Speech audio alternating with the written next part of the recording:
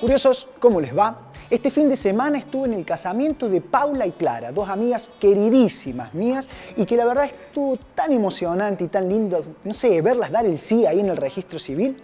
Ellas ya están pensando en tener hijos, sin embargo todavía no se deciden si adoptar o quizás hacerlo mediante inseminación artificial por un donante anónimo.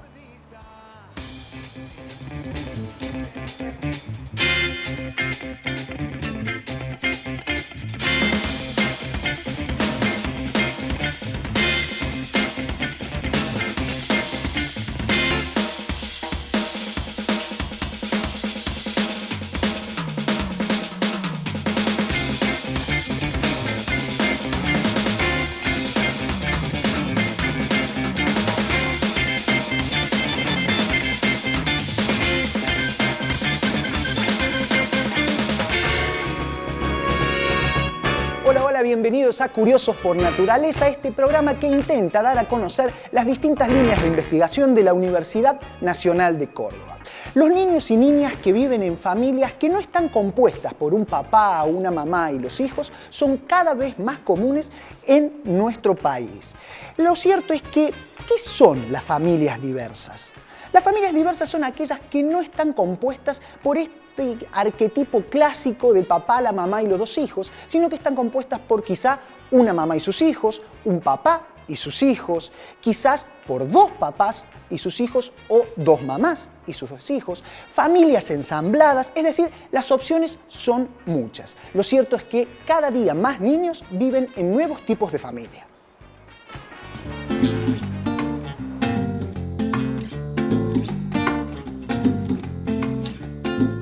A partir de la sanción de la Ley de Matrimonio Igualitario, que permite el matrimonio entre personas del mismo sexo, se han abierto nuevas posibilidades legales para las familias homoparentales que quieren adoptar hijos. Estas nuevas familias son señales de que estamos viviendo un tiempo de mayor apertura, un cambio de paradigma que ya se observa en las generaciones más jóvenes. Familias donde hay un solo progenitor, familias ensambladas, familias homoparentales y todas las formas de vivir en familia que podamos imaginar nos desafían a crear un ámbito de libertad, sin prejuicios, para acompañarlas. En Curiosos vamos a conocer los desafíos sociales que plantean estos nuevos modelos familiares.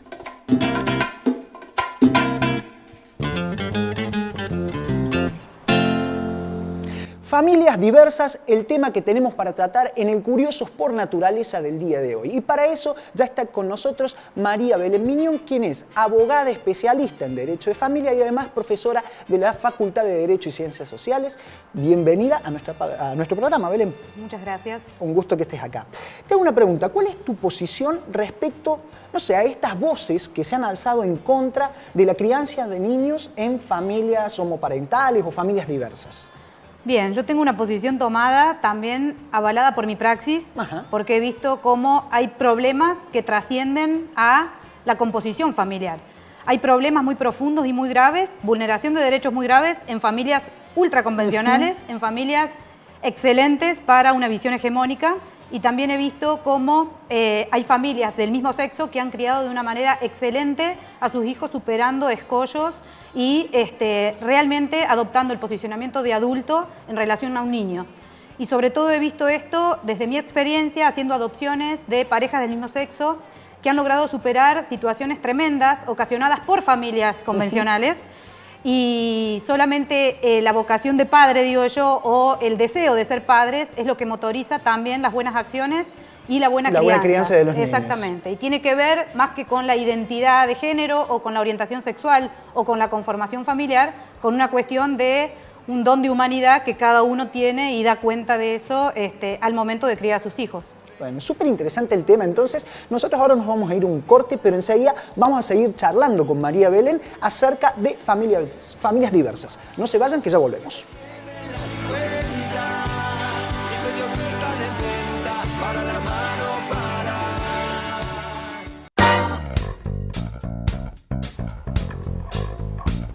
Bien, seguimos en Curiosos por Naturaleza y estamos con María Belén Miñón, quien es especialista en Derecho de Familia. Belén, una pregunta. No sé, esta familia constituida por un papá, la mamá y los dos hijos es de alguna manera una construcción de la cultura occidental. Sabemos que, sin embargo, en otras culturas a los niños los crían a veces los tíos y los chicos les dicen papá a los tíos. Hay en otras culturas donde las abuelas son las que se encargan de criar a los niños e inclusive en otras donde los niños se crían en comunidad. ¿Por qué hubo tanto revuelo últimamente con estas nuevas formas de familia en la Argentina? Bueno, en primer lugar, yo aclaro que yo no soy antropóloga ni socióloga y que soy abogada, voy a hablar desde la perspectiva jurídica, legal, sí. Más allá de que lo normativo debe abarcar otros aspectos para poder tener una visión coherente y una visión acertada sobre lo que vamos a decir. Pensaba en esto cuando vos hablabas de otras formas familiares, cómo vemos que está, en primer lugar, nada parece más naturalizado que la figura de la familia, o las familias en plural, porque así debemos hablar hoy de familias. Ya la ley no registra solamente un tipo de familia, aquella familia tipo, matrimonial, heterosexual, de papá y mamá con hijos, familia reproductiva también, claro, sino que hoy en el escenario jurídico comparte también junto a la familia tradicional otras formas familiares. Incluso se ha visto que la misma familia nuclear tradicional ha ido evolucionando. Hay diferentes convenios o diferentes formas de transitar o de vivir a la familia. Entonces, digamos, cuando pensaba en esto que vos decías, hay familias o chicos que son criados por tíos y demás, recordaba una antropóloga que ella decía, hay lugares o comunidades donde mamá es la mamá genitora, la que lleva el proceso de gestación y da a luz, pero las hermanas de la madre también son madres y los hermanos son tíos. Entonces, y con la figura del progenitor pasa que el padre genitor es el padre, pero los hermanos varones del padre son padres también. Y las hermanas son tías. Entonces ahí vemos cómo la cultura asigna sentido y en definitiva el parentesco y la filiación, más allá que tengamos la idea de que es lo más cercano al biologicismo que existe, es todo lo contrario, porque más allá que exista un hecho, un acto biológico en principio, que da lugar a la filiación, tanto el parentesco como la filiación son construcciones culturales. Bien. Entonces creo que esa es la primera idea que hay que tener presente para hablar de diversidad, en el sentido de que las culturas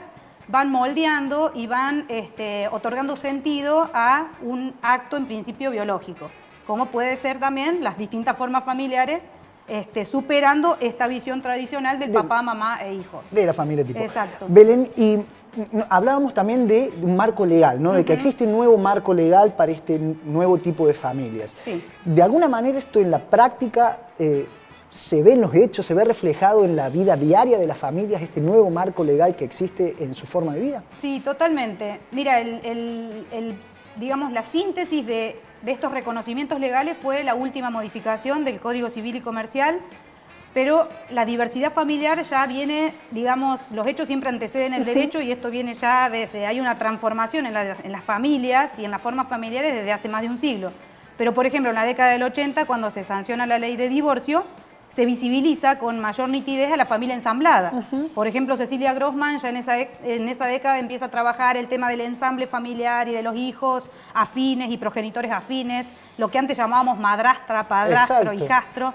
Entonces, la ley de divorcio que visibiliza la disolubilidad del vínculo matrimonial y la posibilidad de formar una nueva familia, dejando de lado este concubinato, que era la familia extramatrimonial, entonces ya comienza a verse con claridad las familias ensambladas.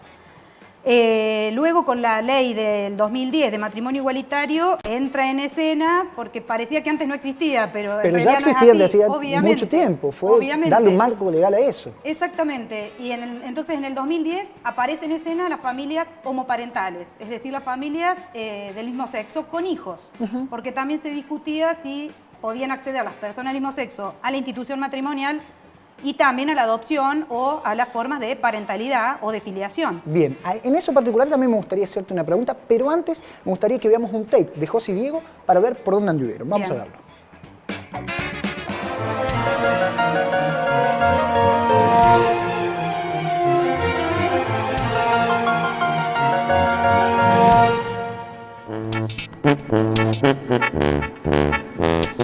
No, mate, Josefina. ¿Cómo andas, Diego? Bien.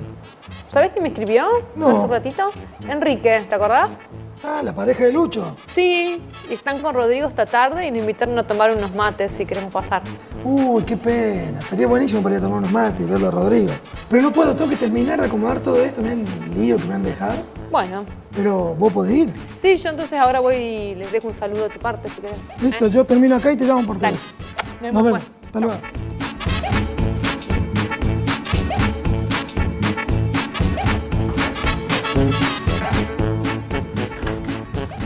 Hola. Hola, ¿qué Hola, tal, ¿cómo Enrique? andás? Muy bien. ¿Qué decís, José? Muchas gracias por recibirme. Pasá. ¿Cómo les va? Bien. Hola. ¿Cómo te va? Muy bien. ¿Ustedes cómo andan? Hola, loca. Acá estamos tomando unos mates. ¿Tomamos mate? Exactamente, a eso vine. Confío. La verdad que cuando nosotros nos conocimos, el que tenía muy claro que quería ser padre era él. Yo que soy bastante más estructurado, en la época que nos conocimos, en el 2005, para mí era un terreno vedado. Y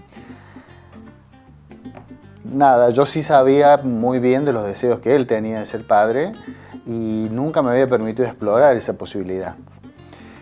Pero hubo un hecho muy gravitante que fue la ley de matrimonio, el cambio de la ley de matrimonio en el 2010, y ahí algo que antes no existía empezó a ser una posibilidad cierta.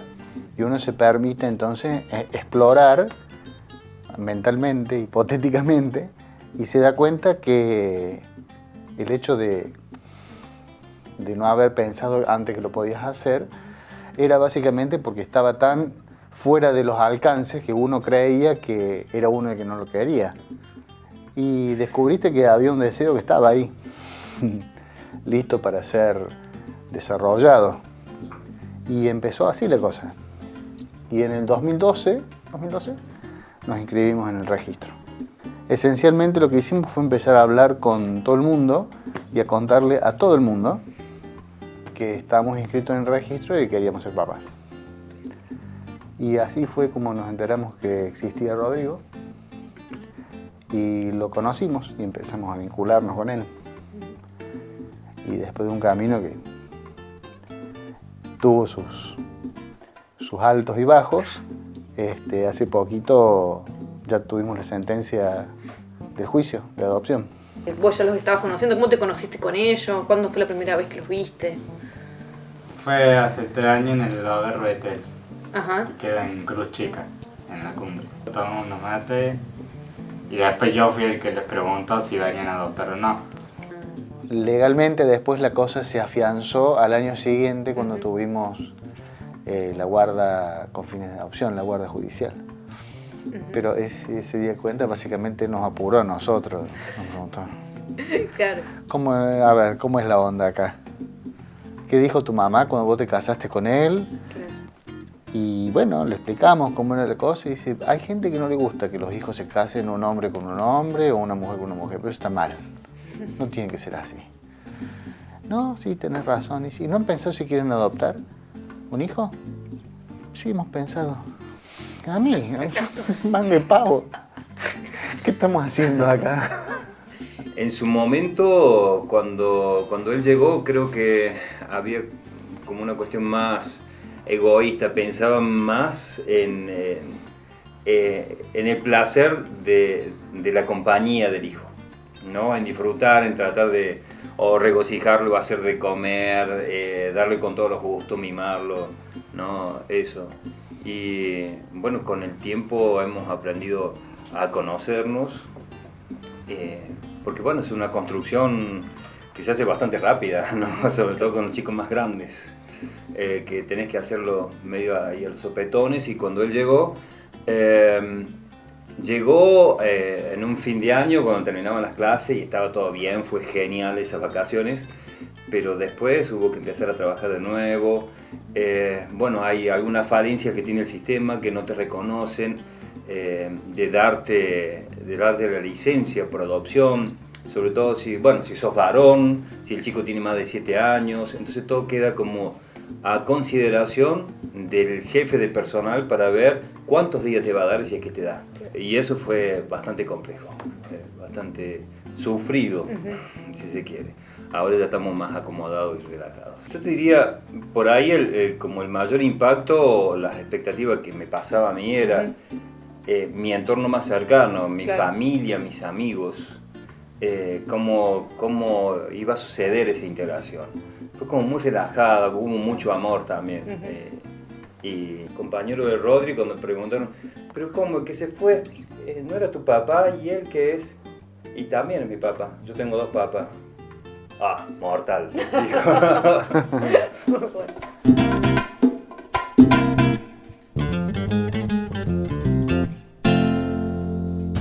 Bien, seguimos charlando entonces con Belén y recién nos contabas, hace un ratito, acerca de la normativa sobre las parejas homoparentales o monoparentales, a lo mejor para adoptar hijos o cómo se enmarca ahora las posibilidades de este tipo de familias para poder tener hijos, ¿no? de crear su familia para su gusto.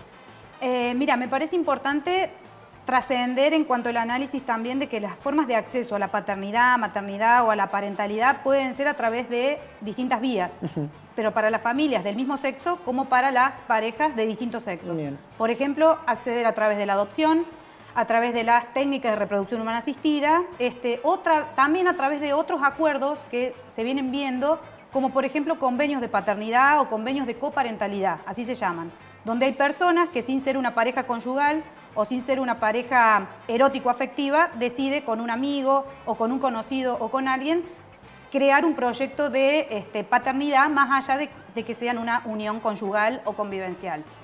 En cuanto a las familias homoparentales, la ley 26618, que es la ley de matrimonio igualitario, no solamente habilita a que las personas del mismo sexo contraigan matrimonio, sino también que habilita a que puedan adoptar. Esto te lo aclaro porque hay otros países donde, por ejemplo, tienen acceso al matrimonio, pero no a la adopción. Entonces, Argentina habilita estos 2 aspectos, lo cual es muy importante, porque también era una falacia de que antes las personas que tenían una orientación sexual no heterosexual no adoptaba. De hecho, la adopción unipersonal siempre estuvo permitida y había personas que, si bien criaban a sus hijos con sus parejas, al no tener acceso al matrimonio, era una unión convivencial y ejercían la parentalidad de a 2 o conjuntamente, pero para la ley era solamente la persona que había accedido al registro único, inscribirse y demás. Entonces, digamos, en cuanto a formas, vos tenés para parejas de diverso sexo, parejas con identidades diversas, personas trans, etcétera, tenés las mismas vías que para las parejas heterosexuales, que es a través de las técnicas de reproducción asistida o a través de la adopción. Bien. ¿Y existen algún tipo de trabas, por así decirlo, en el proceso de adopción para este tipo de parejas o familias? Mira, en realidad yo creo que el sistema de adopción es muy complejo. Tendríamos que dedicarle otro programa, digamos, a ver cómo funciona el registro, cómo son las entrevistas, cuáles son los tiempos. Esto es todo un tema muy complejo, pero más allá de alguna trampa que pueda hacer algún operador en el medio por una cuestión de prejuicio y demás, pero hoy teniendo una ley, una ley que ya está sentada, que ha sido aceptada y demás, más allá que hay voces que dicen de que no es bueno porque falta la complementariedad de sexos y demás, esto también ha sido rebatido, incluso la Asociación Americana de Psiquiatría, de Psicología, de Pediatría han dado cuenta y estudios de que estos niños que son criados por parejas del mismo sexo no son ni mejores ni peores que aquellos criados por parejas heterosexuales. Exacto. O sea que no habría ningún impedimento para en principio no. Poner frenos. En principio no, salvo obviamente alguna los mirada prejuiciosa de algún juez, operador de algún... que hace a una índole más personal que legal. Jurídicamente estamos en pie de igualdad, por lo tanto no habría ningún impedimento ni ningún obstáculo para una pareja o una persona que decida inscribirse en el registro y tenga que ser evaluada. Será evaluada de la misma manera que es evaluada. Exactamente. Muy bien. Bueno, Belén, la verdad que ha sido buenísimo charlar contigo. Queremos regalarte, junto con la gente de Cuade, nuestra librería amiga, un librito, mira, Simetría, izquierda, derecha, antes y después, chico y grande en el mundo. Ahí un librito de divulgación para que disfrutes. Bueno. Te agradecemos un montón la presencia en el programa y ojalá nos veamos próximamente. Bueno, muchas gracias. Un gusto que estés acá. Nosotros ahora sí nos vamos a un pequeñísimo corte, pero no se vayan porque todavía queda mucho más Curiosos por Naturaleza. Ya volvemos.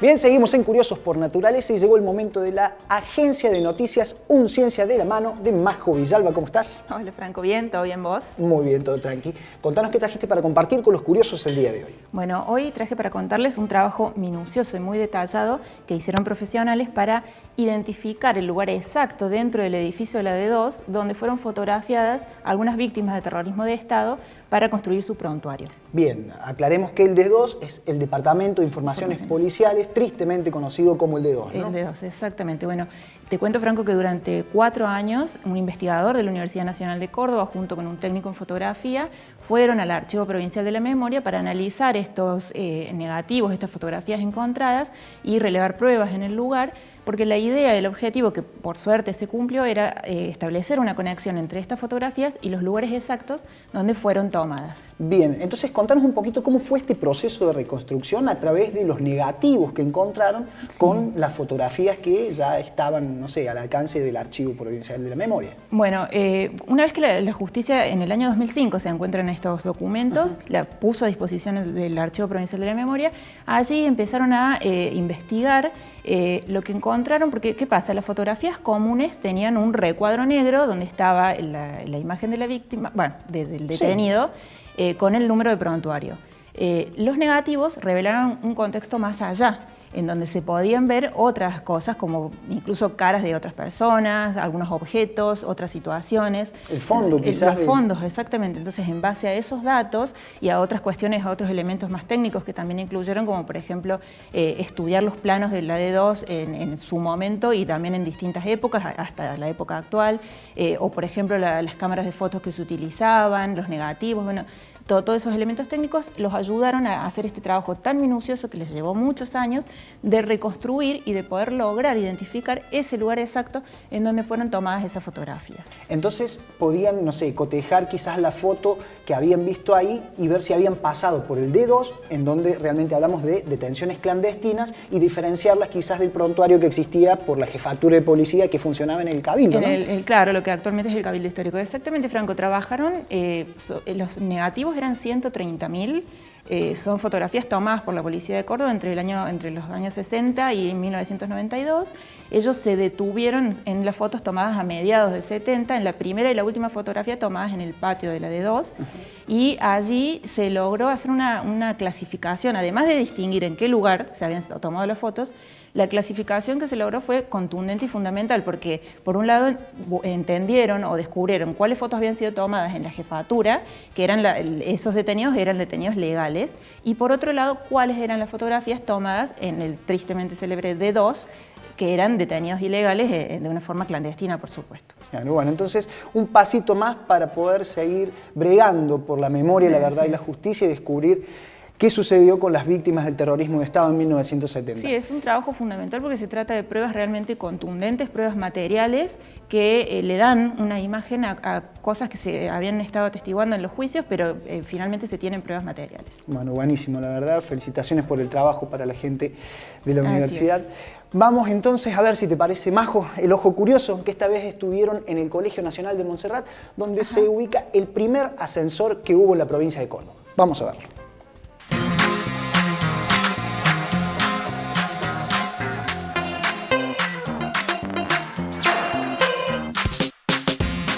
Acá dejamos un poquito de lado lo que es la parte histórica del colegio, que tiene mucho, y entramos más en un dato curioso y que también lo hace único desde otro punto de vista, y que es la incorporación del ascensor al edificio del colegio.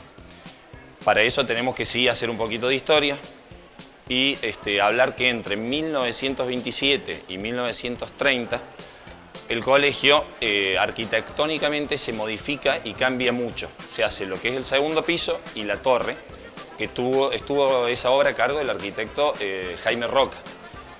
Y se incorpora, como les decía recién, el ascensor, que para ese momento era toda una novedad.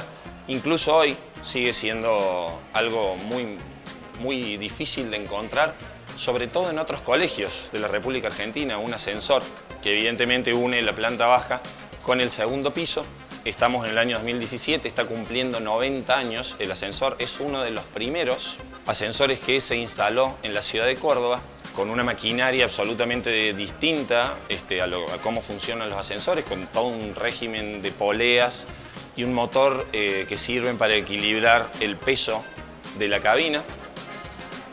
Y sigue funcionando, evidentemente, como te decía recién, es el dato curioso porque padres o los profesores que entran recientemente al colegio, incluso muchos alumnos que entran por primera vez, ven que dentro del colegio existe la posibilidad de llegar al segundo piso mediante el ascensor y no por las 2 escaleras.